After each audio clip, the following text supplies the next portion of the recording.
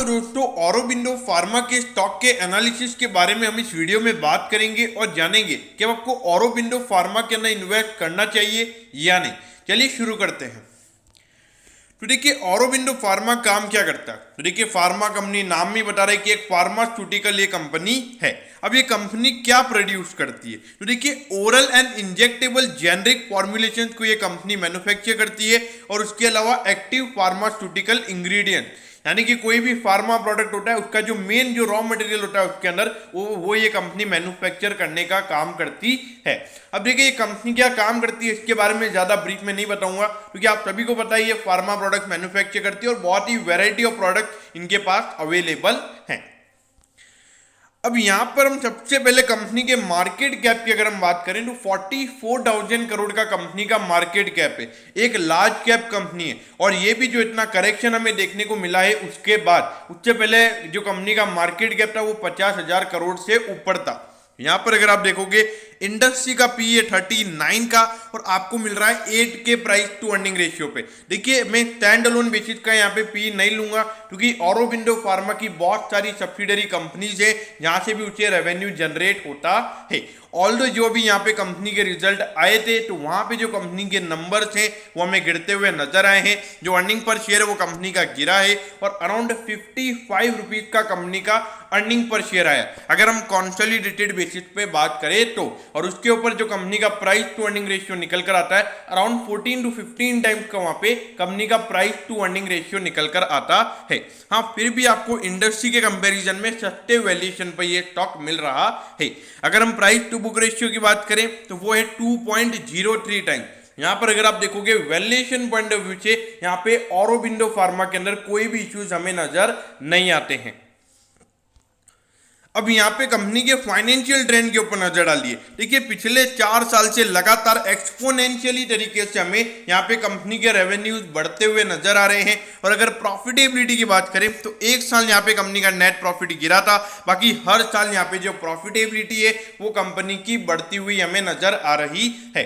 देखिए अगर कंसिस्टेंटली अगर आप देखोगे कंपनी अच्छा परफॉर्म कर रही है तो अगर वहां पे एक बैड क्वार्टर अगर कंपनी का आ जाता है तो वहां पर इतना नेगेटिविटी क्यों है, क्योंकि अगर कंपनी ने 4 साल से लगातार अच्छा परफॉर्मेंस किया है और अगर आप बोलोगे कोविड की वजह से यहाँ पे ये फार्मा कंपनी ने अच्छा परफॉर्म किया है। देखिए कोविड तो 21 ईयर में आया था ना, यानी कि मार्च 2021 के लगभग। उससे पहले भी अगर आप देखोगे जो कंपनी का ट्रेंड है वो हमें पॉजिटिव नजर आ रहा है।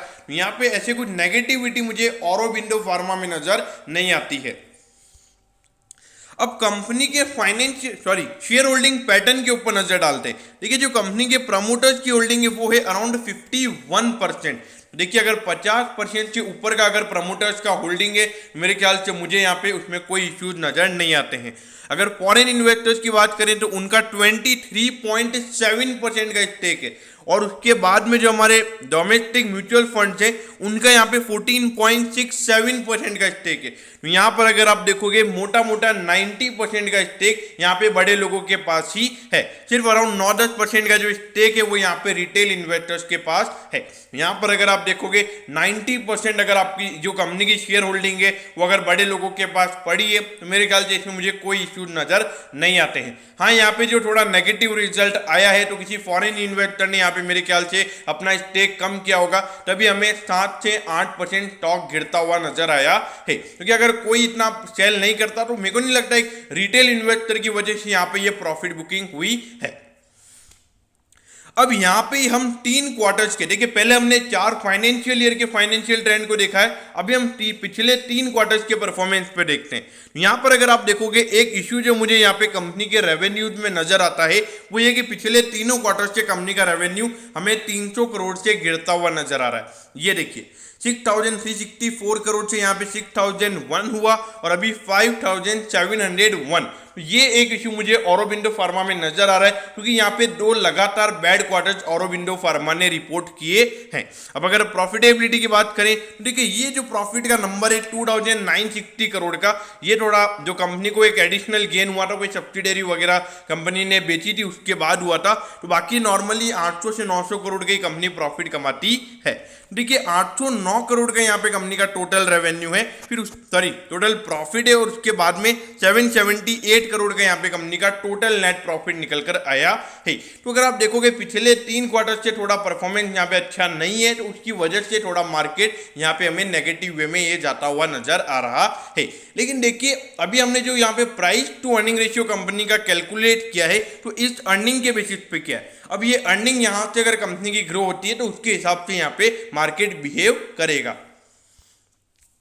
अब यहाँ पे कंपनी के रिटर्न ऑन इक्विटी के नंबर्स के ऊपर देखते हैं। तो देखिए 24% का कंपनी का रिटर्न ऑन इक्विटी है। तो देखिए अगर 20% से ऊपर अगर कंपनी का रिटर्न ऑन इक्विटी है, मेरे ख्याल से बहुत ही बढ़िया है। और अगर अभी भी आप देखोगे तो नंबर ज्यादा यहाँ पे कम नहीं हुए हैं। अगर हम क्वार्टर ऑन क्वार्टर बेसिस पे बात करें तो ये जो प्रॉफिट का नंबर है अराउंड 30% के लगभग, सॉरी 3.5% ही हमें कम होता हुआ नजर आ रहा है अगर हम कॉन्सोलिडेटेड बेसिस पे बात करें तो। इसके बाद भी अराउंड 22% का कंपनी का रिटर्न ऑन इक्विटी निकल कर आता है। अगर आरओसी की बात करें, रिटर्न ऑन कैपिटल एम्प्लॉयड की, तो वो भी 20% का है। यहाँ पर अगर आप देखोगे जो भी ये नंबर्स हैं, अगर 20% से ऊपर रहते हैं तो मेरे ख्याल से कंपनी अपनी कैपिटल और इक्विटी को अच्छे से यूटिलाइज कर रही है। अगर रिटर्न ऑन एसेट के नंबर की बात करें तो वो है 15.75% और पिछले साल ये नंबर था 9.78%। यहाँ पर अगर आप देखोगे 6% से ये नंबर हमें ईयर ऑन ईयर बेसिस पे बढ़ता हुआ नजर आया है। यहाँ पर अगर आप देखोगे 6% से अगर नंबर बढ़ेगा तो वहां पर अगर 1-2% अगर वो नंबर कम हो ही जाता है, मेरे ख्याल से कुछ ज्यादा चेंज कंपनी के अंदर नहीं होगा। अब यहां पर अगर हम कंपनी के डेट टू इक्विटी की बात करें तो ये देखिए पिछले 3 साल से लगातार यहां पे कंपनी अपना डेट कम कर रही है।